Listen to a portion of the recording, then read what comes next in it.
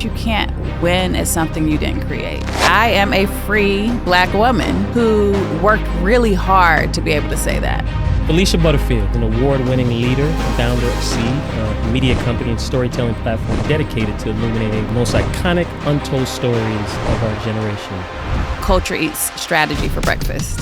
A very fake, capital-driven environment will have a lot of people cut corners. But what I've found is that whenever you trust your gut, that outperforms data every single time. A lot of people tell you never spend your own money. I disagree. It's always helpful to have capital. But if you are a storyteller with your own money, use it. To whom much is given, much is required. Part of that requirement is sharing. Culture is the heartbeat within our lives, and it's at the core of so many things. While we live in a time when we are starving for wisdom, I welcome you to your wisdom retreat at Culture Raises Us. When you hear culture, what does that mean to you? Something that isn't manufactured. I think culture is authentic. It normally comes from the ground. It comes from communities, from the people. And so often you'll see a lot of people, kind of reference culture in kind of a tongue-in-cheek way, but I think it's really grounded in the people first. What's wild is that you and I literally just met for the first time probably a little over a year or so ago. Yeah. And what was wild, it was like I felt like I had known you forever. Yep. Same circles, industries, the whole thing when we were in Miami for Art Basel at the LVMH panel. But for me, you are such a reflection of what I call this culture of pivoting. And, given your illustrious background and your journey, which we'll hear about a little bit more, and pivoting is such this buzzword that we use today. There was a moment on that panel when I think a question was asked of you, and you answered it. And the way you answered it, I immediately tapped you like, yo, I've been saying and feeling the same thing and just had this conversation the other day. I would love for you to share your breakdown on pivoting, because again, this is literally everybody, I got to pivot. Oh, I saw how they pivoted. Break down your whole thing on pivoting. I remember the exact moment 1,000%. that we were sitting on the panel. Thank you. And we were talking about pivoting, and to your point, right? Like everyone talks about the power of the pivot and how, you have to make these moves and it's like chess and, to navigate these different industries. But I really see it, and I said it that day at Basel, as evolution. And often we feel like we have to fit in these narrow constructs and boxes. Do you work in sports or do you work in fashion, right? Do you work in entertainment or do you work in politics? And I think young people have inspired me to think differently about it when, they're saying we don't have to fit into these narrow boxes. And so you and I kind of had this moment because I think, we feel sometimes like we're leaving a part of us behind when we move into and enter a new space, but we're just building and evolving and growing to become a more full person and business leader, I believe, when we do those things. And so I'm so thankful that for my 20 plus year journey that I didn't stay in one of those boxes.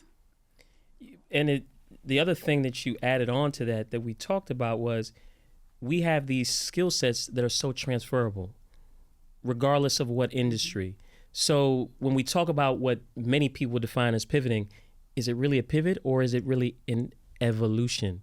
Yeah. We're taking the things that we know that we do so well that can be applied in so many different areas. And again, looking at your background, you were like the perfect example to be able to have that voice. And I'm so glad you shared that day, because even for me, it was like a reminder of what I'd been thinking but hadn't said out loud until a conversation I had right before that. But I think for so many of these youngins who are coming up, like they use this pivot thing so freely and making it seem like the reinvention, and it's not. Yes, no, there's nothing new under the sun.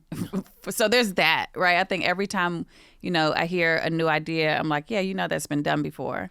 And I think it's the same thing with pivoting, for sure, being disruptive, innovating is important. It matters, inventing new things, building the future. But for me, I think it's old school now to just sit in one seat, because you will expire. And even if you don't physically expire or professionally expire, you're wasting, I believe, space for the new idea, the new person, the new innovator to come in and actually take what you've built to the next level. And so, I always try to just be self-aware and mindful when I'm staying in place too long, because I think it's actually selfish. But that's also muscle we have to exercise, because that's not how we were brought up. Yeah. Oh, yeah. No, we were brought up, you need to stay at that company for 10, 15 years, get your pension, get the gold Rolex and just ride into the sunset. Yeah. God forbid if you were in D.C. in a government job. Oh, yeah. That's all you know. Yeah. But I think even within all those scenarios, there's a number of toxic cultures that I'm sure you had to endure with all the different industries and all the different roles of leadership that you had to persevere through. Talk about what you needed to manage through that, not to just manage through, but to remember your value and always know your worth, because toxic environments can make you believe a thing. Yeah, it can. I think, well, for me, it was first taking a step back. For sure, knowing my value, for sure, understanding my true worth in the space, because sometimes I think we have a tendency to inflate it, if I'm being honest, right? So there's like having a true valuation. Do you know how tough? So if I could just jump in right here, because I remember when I was at Nike, I'll never forget, because as I'm sure you're aware, yearly reviews. Oh, yeah. And they would they break you down or they build you up. That's However, right. That's right. But I'll never forget, somebody told me, and it stuck with me to date. They said, you're never as good as you think you are, and you're never as bad as they say you are. Ooh, that's right. I said, ooh, that's a bar. That's a bar. So go back, but when you were talking about that, that's what came to my mind immediately. But that's it, right? It's like fly in the middle, or at least fly in the truth. Yeah. Right? And I think sometimes because these environments can be so toxic that we start to undervalue or devalue our worth, but it can sometimes have the opposite effect, that we now overvalue it because we're overcorrecting for an environment that has told us we're not enough. So there's that, right? But I think beyond value, because you have some people out there who have the confidence, who understand their worth, who truly know the number, right? Like, where do I sit in this thing? But I think then what I had to do also was really remind myself and take a step back, like, it's a game. Right. And so when I really got an understanding of, even in these environments, they're all toxic. Oh, you can't name a company that isn't toxic. So once you really grasp, like, you're never going to get to better when you just hop. And instead you say, all right, if every environment is toxic because it's designed to be competitive, it's designed to focus on commerce. When you really get grounded in it's a game, respect the game, go in with a strategy and get out with what you need, that's when you can really like start to shake off any of those insecurities. And I think it also positions you to then step out and do your own, which is a great segue into where you are right now with Seed. And I mean, I'd love for you to break down what that's all about, because you literally, I think, gave us already teed up how you even got to here and why it was so important for you to do Seed. I mean, that's the thing. I've worked in 4 industries now since I was 18 years old in 1996, proud Clark Atlanta University grad. But, I moved through 4 industries, and each time I was so clear on the end goal. And the end game for me was ownership. That became more intense and more crystal clear for me probably about 5 years ago, after 20 plus, because I realized that you can't win at something you didn't create. Right. And that was important to me because I am competitive, and I also want to make an impact in the world while I'm here. And so because of that, I started to say to myself, do I want to make incremental impact, which I was doing? And some would argue that it was macro, but to me, it still felt like slow, incremental progress, because I knew what I was capable of was much greater. And so I, did what I needed to do to make those companies better, to make every role that I entered better than how I found it. But then really 6 months ago, I finally took the swing and I said, I'm out. I'm out, right? And it wasn't, I think it's important to say, especially for young people watching, like, do you want to make bold, courageous decisions around ownership? Yes, but I was very strategic. Like, I did it with capital. Mm-hmm. I did it with like a real foundation to build on instead of just like, all right, you only live once, like just jump out the window. Mm-hmm. And so what's the goal with it? And you have your new projects that you got coming out of it? So it's simply put a storytelling platform that focuses on best-selling books. So we adapt best-selling books that are proven in the market for the culture, from the culture, who just have already had huge impact. And then we adapt them to TV and film. And so the goal is to take our stories and make them blockbuster hits. Oh. And so that's like the shell of it. But underneath, we're working on tech products and also robotics. And so is there a first project out on? Yes. Which is? The Memo, based on the best-selling book, The Memo by author Minda Harts. Kyla Pratt, who's our fave, one of our favorite actresses in the world. She's our lead. Nice. And I self-funded the project, which is important to say too, because again, ownership. I really wanted to tell our story and Minda's story our way. And so with funding on the table, I actually respectfully declined it because I had to tell the truth through this story. Well, that's funny that you said needing to tell the story, but you declined funding so that you can make sure that the story was truthfully told. Yes. You might need to give context on that because that might have went over some people's head because you talk about having funding. Yeah. But you declined certain funding. That's right. To ensure that the story was told properly. Yes. I mean, well, it's always helpful to have capital. And it's always helpful to have investors and investment and financing around any project that you do. But if you are a business owner, if you're a content creator, if you are a storyteller with some capital, use it. And that's taboo to say because a lot of people tell you never spend your own money. I disagree.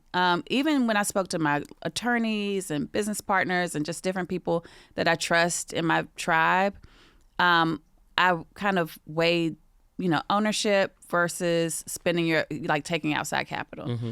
And for, to your point, Astor, I think, if you really want to tell a truthful story with backing, it's very hard because you have someone looking over your shoulder. Say, another point of view. Yeah, take this out. Take that out. Tone that down. Yep. I don't think she should have said it quite that way. Why'd you cast this person and not that cast person? Who's the showrunner?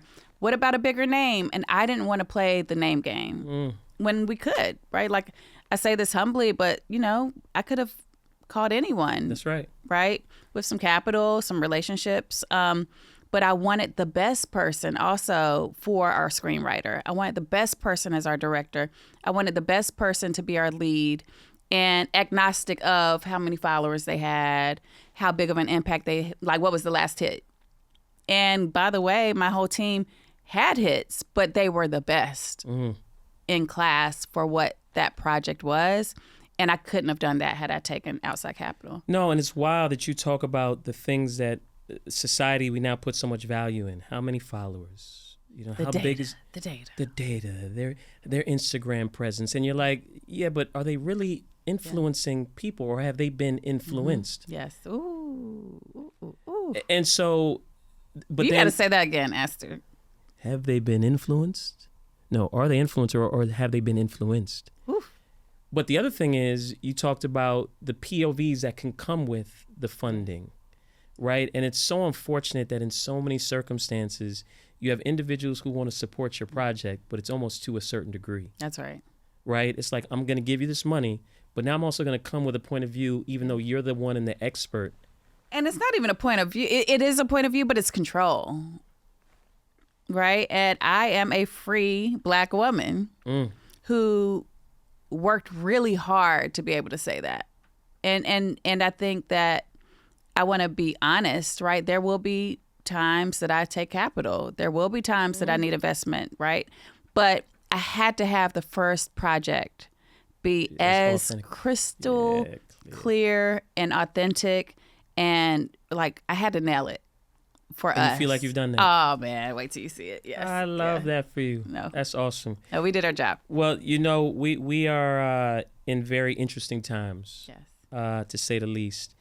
And I think given the state of things, what are you doing specifically to kind of ensure that the cultures and the spaces you frequent are being nurtured, poured into in the way that they should? And then what kind of insight would you provide other creatives and consumers? Because I think that's the other thing that people leave out of these type of conversations, is that because we're both creators and consumers, we have a responsibility too. What would you share on that side, both yourself and then that of other creatives and consumers? It's simple, and it's the same answer for both. Just always tell the truth. And that sounds simple. Yeah. But man, right? Like telling the truth in a very fake, inauthentic at times, capital-driven environment and society will have a lot of people tell half-truths. Mm-hmm. They will, at times, if I'm being really honest, which I will always be, manipulate data. Yep.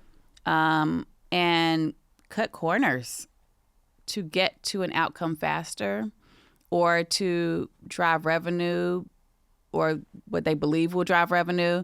But what I've found is that whenever you trust your gut, whenever you trust people in your environment who have done the work, that outperforms data every single time. And so I think, there's a quote that I love, culture eats strategy for breakfast, right? Same thing with the truth, right? Whenever you stand in a room and people are talking in circles or crunching the numbers or talking about the case studies or just doing the thing that happens in these environments, when you stand in truth, you can back it with some data, you can back it with testimony and story. It almost always works. And so tell the truth when it's not popular. Tell the truth when there's a risk attached. Tell the truth when there could be trade-offs that you don't intend. And every time I've done that, it has worked and advanced not just me, but everyone around me that I was representing. And whenever I haven't done it, I fail. Every time. And you've got a track record to show it. Thank you. So the thing that's really now becoming a major conversation is this whole DE&I. And I know how much you play in the chuckle. It was legendary. Play in that space. And we also know that DE&I, from the numbers, shows that it benefited white women more than any other group. And so what are the things we need to now do to ensure that true diversity, and we're not just talking about diversity, as you know, is not just color, it's a way of thinking, it's all these different things.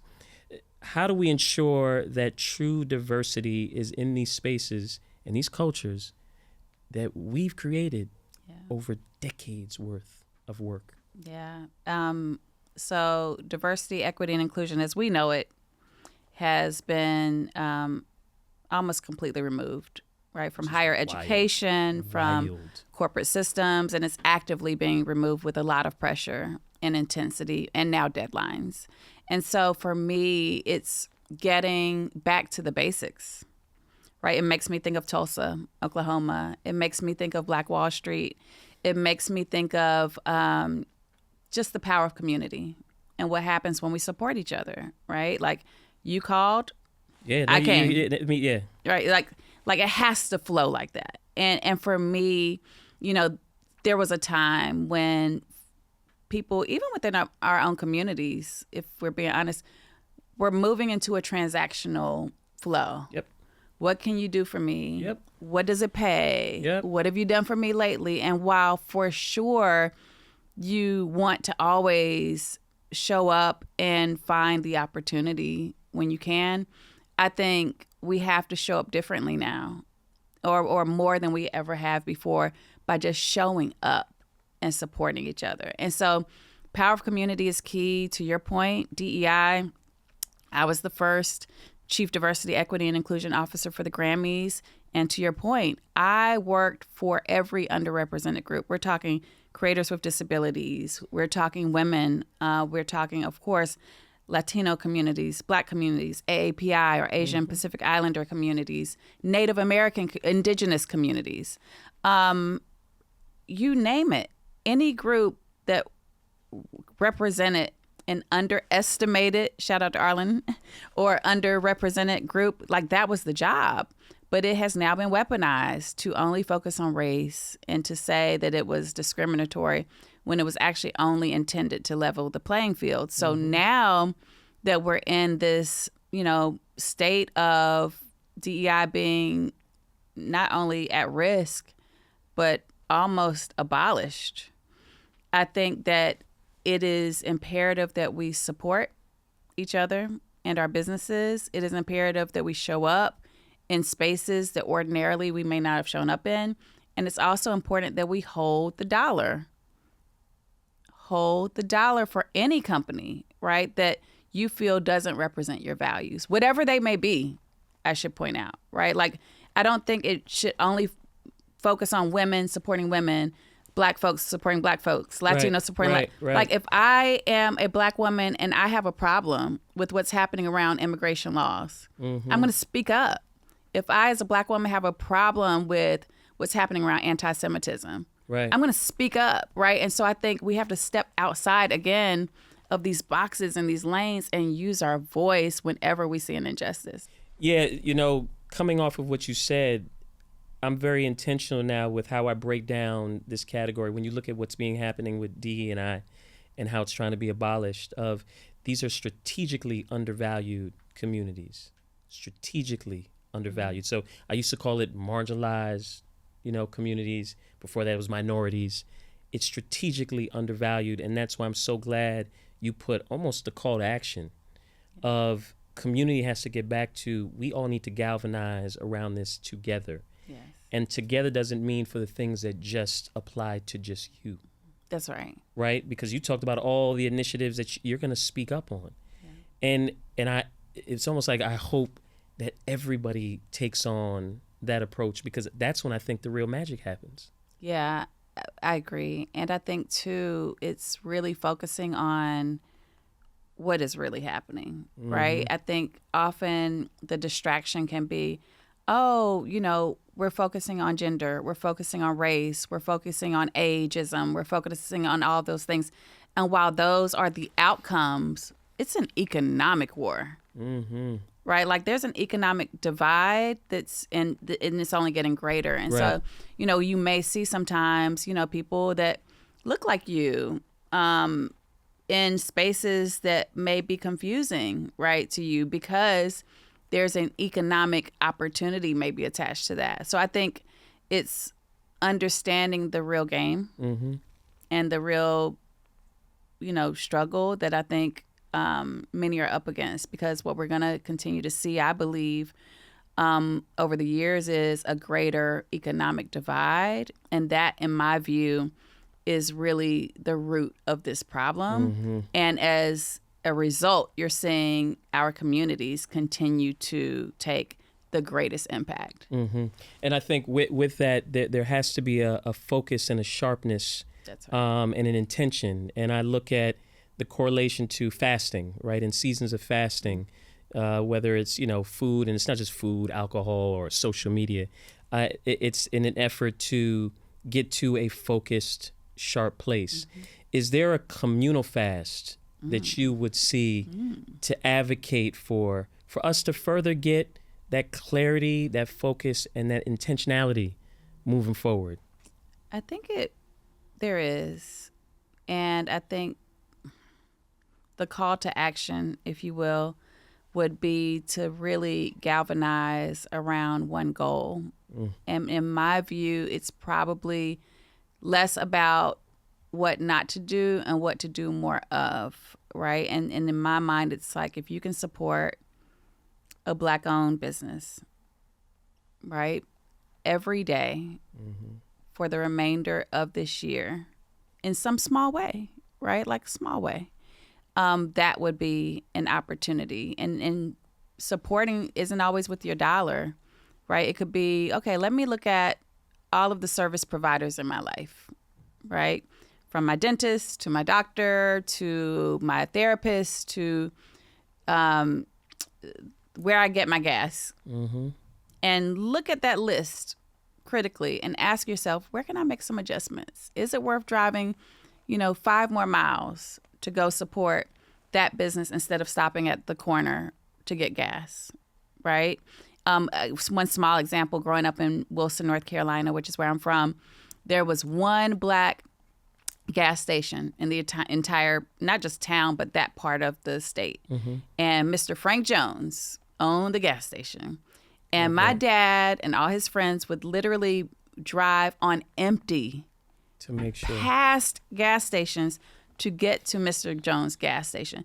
That's the energy. Do we have that discipline now? I think we have it. I don't think we've exercised it. Thank you. And not only, I'll go a step further because I don't want to blame it on us, right? Because I have a tendency to do that too. Well, yeah. I think that we have the discipline. We have not received the true call to action from a trusted source.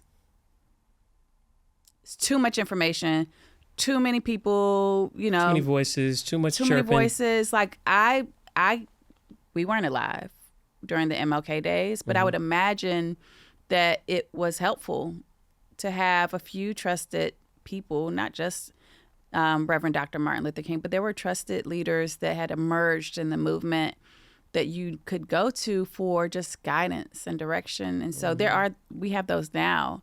But I think having a single source of information from a trusted source that said, this is how we're moving, right?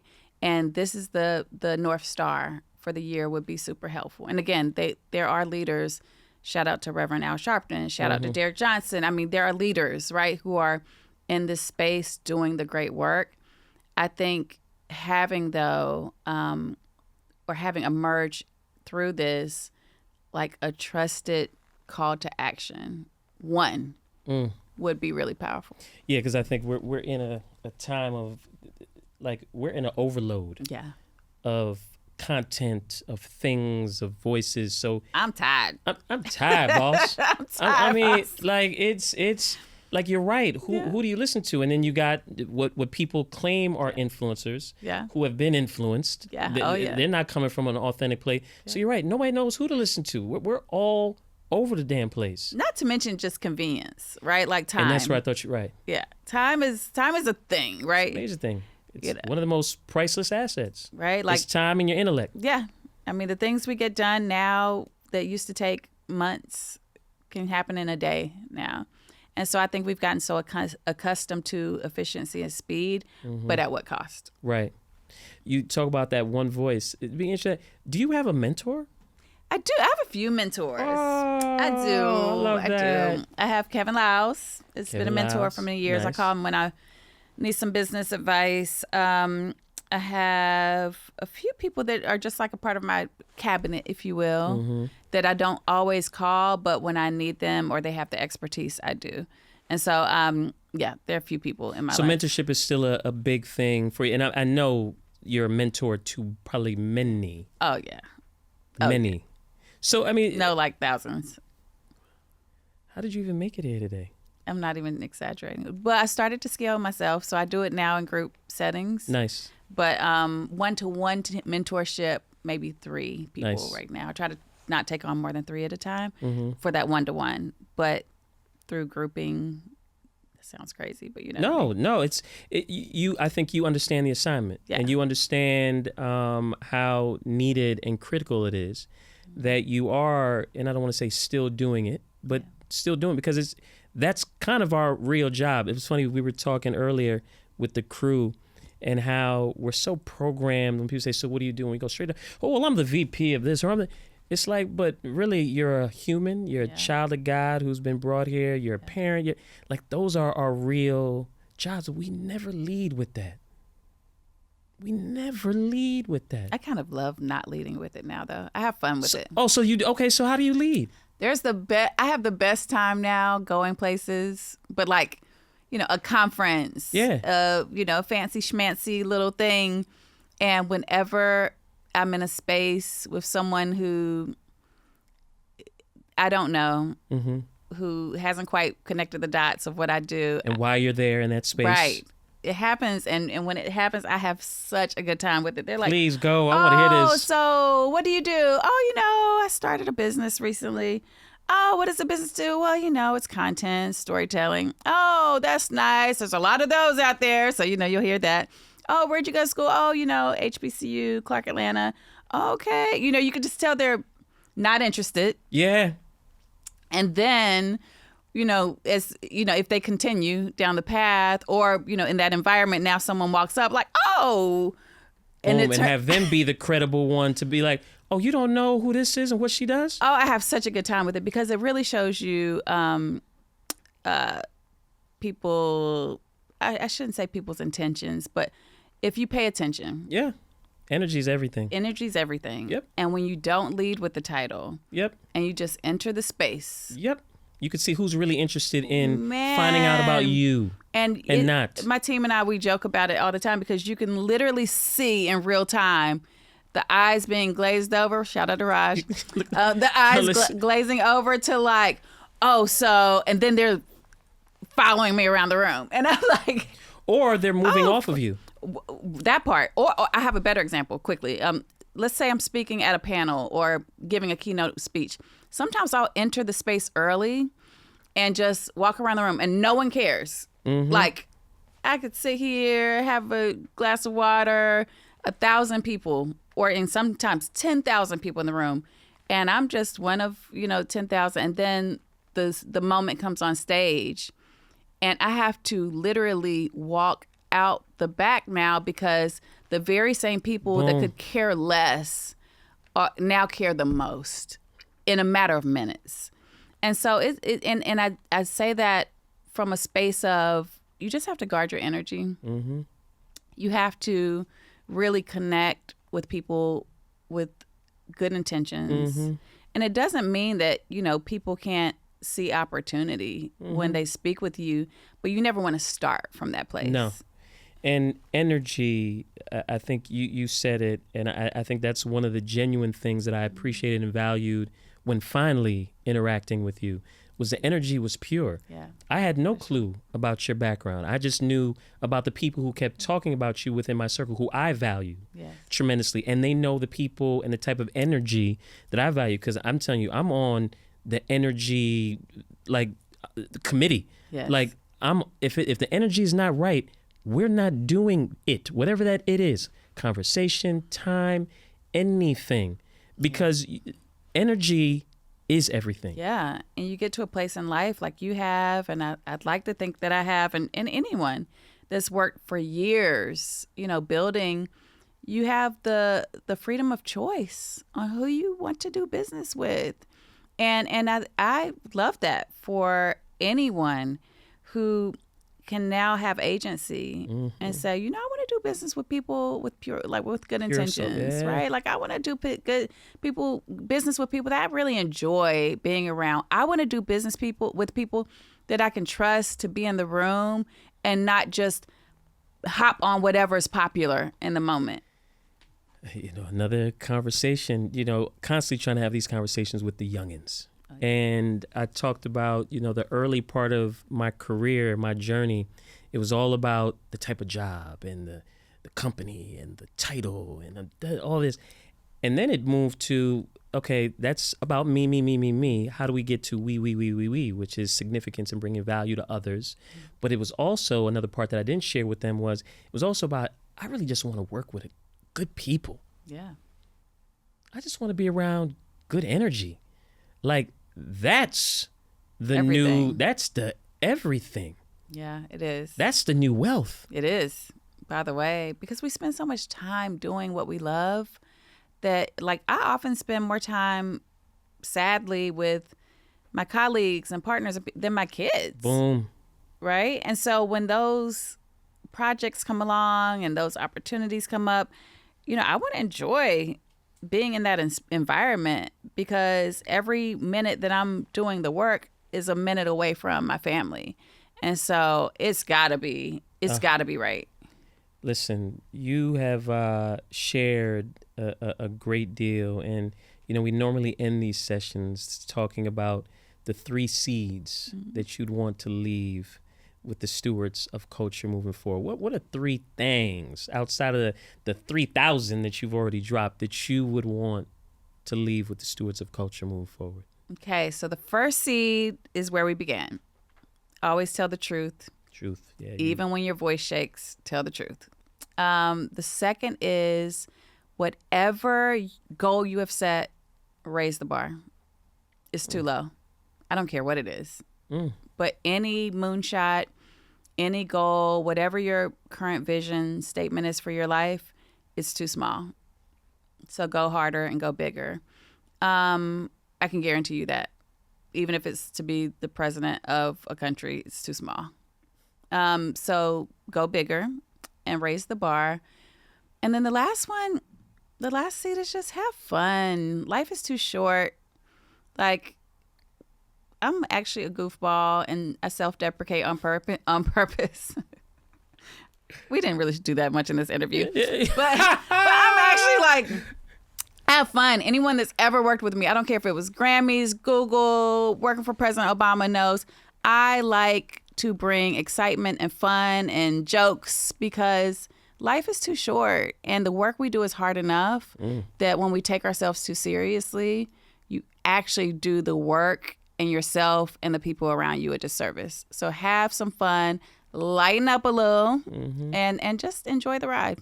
No, I love that. I need to hear your favorite joke right now. Since you're such a jokester, I'm you're such a sneakerhead, you're such a jokester. I'm not a comedian. I want to. What's your line? What's your go-to joke, ice-breaking moment? What do you do, Valeisha? I want to hear it. See, now I can't do it because I'm put on the spot. It's much more organic than that, Astor. Oh, organic. I'm so sorry. It's like in the moment, I just like drop a joke because it's just I'm more like an improv. But let me see. I don't know. Well, listen, you have an advocate here. Thank you. I thank you for the space you take up everywhere you go.